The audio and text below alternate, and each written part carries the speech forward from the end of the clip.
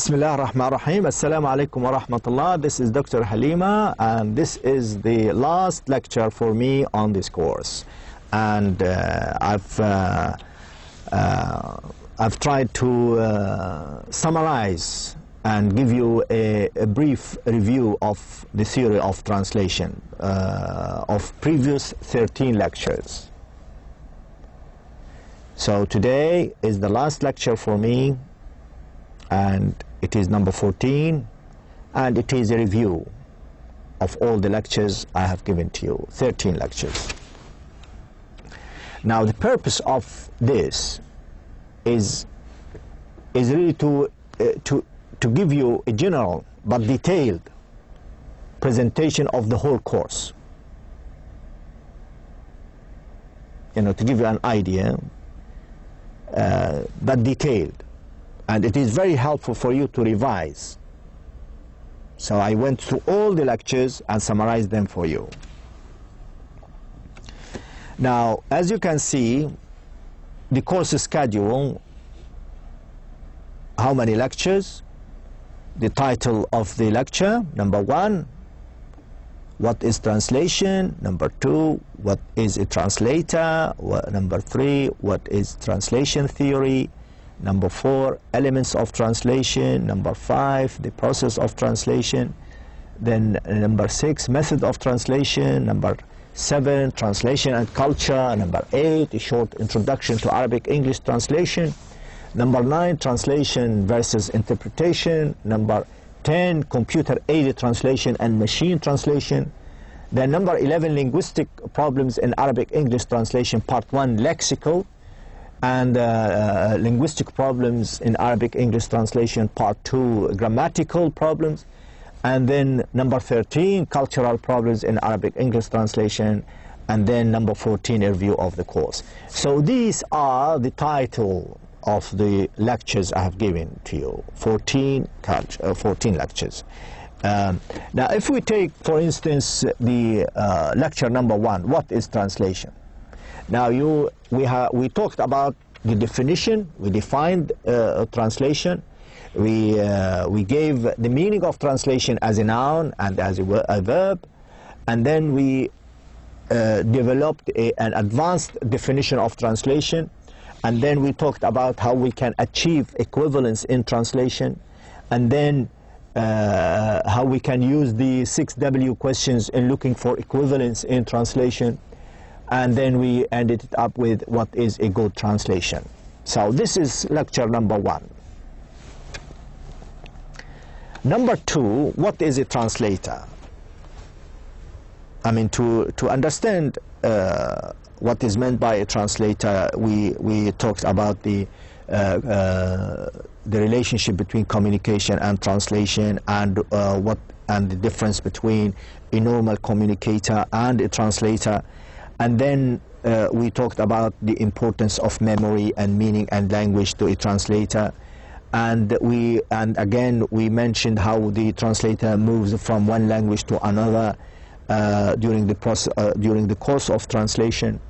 And then we talked about the knowledge of the translator, what he should have in his mind, and then the competencies, what kind of competencies would the translator have in his mind as well, and the main characteristics of a good translator. So these are the main ideas we talked about as far as the translator is concerned. This is lecture number 2. Lecture number 3 was quite important because it gave us, or it gave you some idea about the meaning of theory, of the term theory.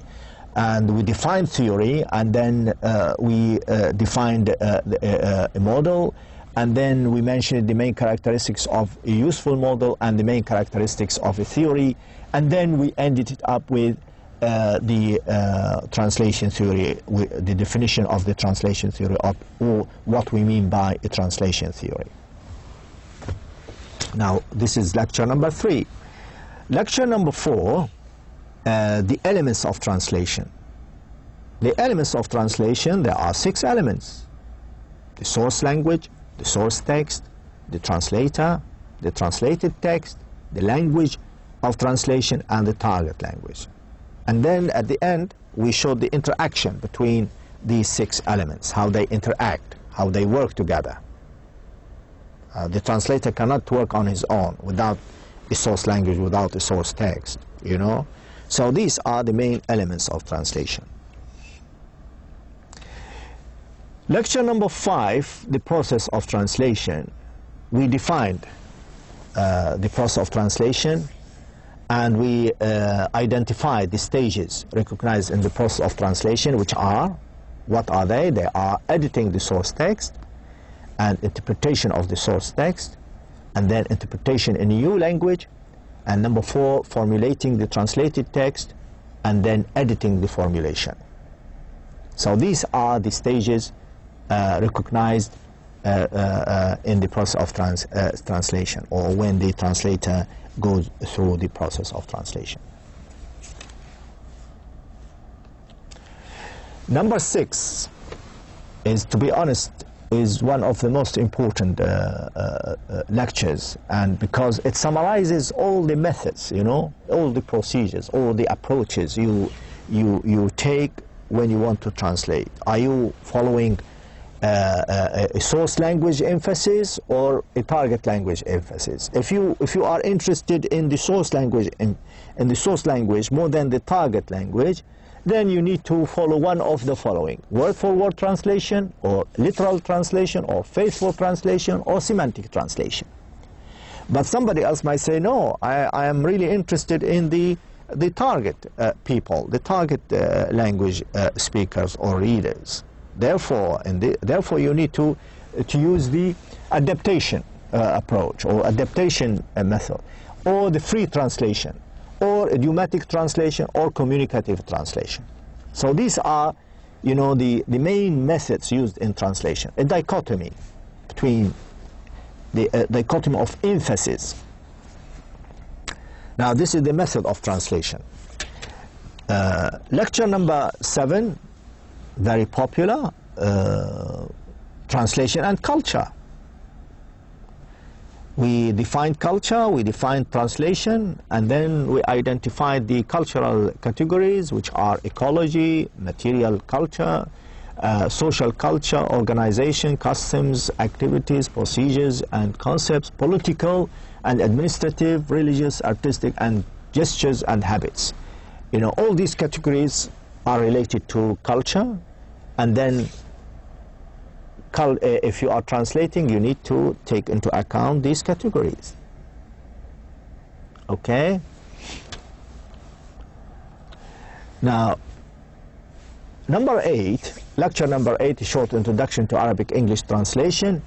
We went through a historical review of translation from Arabic into English, or from English into Arabic. Now we talked about how Islam emphasizes on learning a foreign language, and then we mentioned an example from the early days of Islam when they stressed on when they used some form of translation, which is a message from the Prophet Muhammad ﷺ to Hercules, the Roman leader, written on an animal skin. And then we mentioned the translation during Abbasid age, and then the translation during the French invasion of Egypt, and then during and the translation movement during Muhammad Ali's rule in Egypt, and then the effect of Arab translation or Arab translators on European. So that was a very brief historical introduction to Arabic English translation. Now, lecture number 9 was about translation and interpretation. What do we mean by the translation domain? Is it technical? Is it literary? Is it scientific? Is it so on and so forth? And then we talked about the translator's tool. What kind of tool or aids would he need? Then we defined interpreting or interpretation, and then we defined conference interpreting because it's very popular. And then we gave a definition of a conference interpreter, and then we mentioned something about the types and modes of interpreting, and then we finished off the lecture by mentioning the difference between translation and interpreting. This lecture number 10, computer-aided translation and machine translation. That was a long lecture because we talked about part 1 about the term computer-aided translation, CAT, and the importance of CAT and the CAT tools. And then we mentioned something about the translation memory technology and the types of segment matches in translation memory. And then we moved to the machine translation and the types of machine translation and the most machine translation systems of today. And then, of course, we mentioned something about the challenges of machine translation.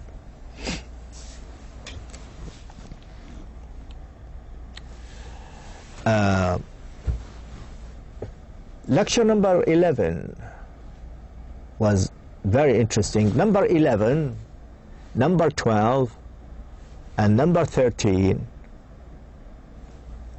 they are number 11, number 11, number 12, number 13. Very important, practically and theoretically. And they don't have the only text you are required is this, the PowerPoints. So I did not attach any material regarding these 3 lectures. Now what you are required to do is to really study these PowerPoints, number 10, number 11, 13, number 11, 12, and 13 from the PowerPoints. As for the other lectures, of course, you need to go to the material I gave to the administration, and it is available online. Each lecture has a chapter, a detailed chapter. You can read the chapter and you can read the notes or the PowerPoints. But regarding linguistic problems and Arabic English translation, lexical problems, the only material you have is here, is the PowerPoint. Okay? Now, linguistic problems, we talked about the main categories of translation problems. The main categories, what are they? Linguistic and cultural. And then we talked about the linguistic problems, lexical problems. The lexical problems come under 3 levels: the morpheme level, the word level, and the above word level. Okay? This is lecture number 11. Lecture number 12, again, it is the linguistic problems in Arabic English translation, part 2. Grammatical problems. Again, you don't have a chapter online regarding this particular lecture. On the PowerPoint, you are responsible for the PowerPoint only in this particular lecture. Number 12, number 11, number 12, number 13 only. You can read the text here. But other lectures, please refer to the PowerPoints and to the materials available online I gave to the administrations, and I'm sure they are available online. You can refer to. Each lecture has a chapter in detail. Now, regarding this lecture, we defined the grammar, and then we identified, or we mentioned, a number of grammatical problems, like problems relating to number, problems relating to gender, problems relating to the person system, and problems relating to the tense and aspects, and problem relating to the passive voice or the voice. And then we mentioned problems relating to word order. So this particular lecture is mainly concerned with the grammatical problems. Okay? Now, culture number 13 is about cultural problems in Arabic-English translation. Again, this is very important, and I gave you a lot of information in the PowerPoint to help you understand this type of problems. We started it with defining the concept or exploring the concept of culture, and then we mentioned something about the culture and translation, and then we gave examples of cultural problems in Arabic-English translation relating to what? To the following categories: political and administrative, religious, literary, and ecological. Okay? And before I end this short lecture, I thought I would mention something about the types of exam. Now, in the exam, you will have multiple choice. 70 questions. 70 questions, multiple choice. All these questions will come from the material I have given to you, whether they are the chapters attached or from the PowerPoints. So please prepare or read all the materials available to you. Now, the type of questions, for instance, look at question number 1.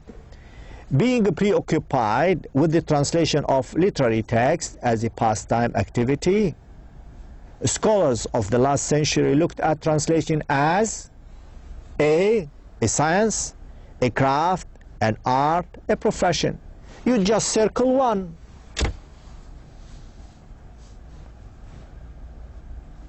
Do you want me to give you the answer? I'm not going to give you the answer. Okay? You never know, because I might include it in the exam. So I'm not going to give you the answer. Now, question number 2, translation is considered as a model of explanation, a model of communication, a model of representation, a model of information. Which one? So you choose one of them. Again, I'm not going to give you the key answer or the correct answer, because you never know. It might be in a homework, it might be in an exam, but this is the type of questions you will be facing in the exam, the final exam. Okay, and from now on I'll be working on the exams, and inshallah, if you have any questions, you will call me. You can call me on my office hours. I will get the office hours. You can get my office hours availability from the administration.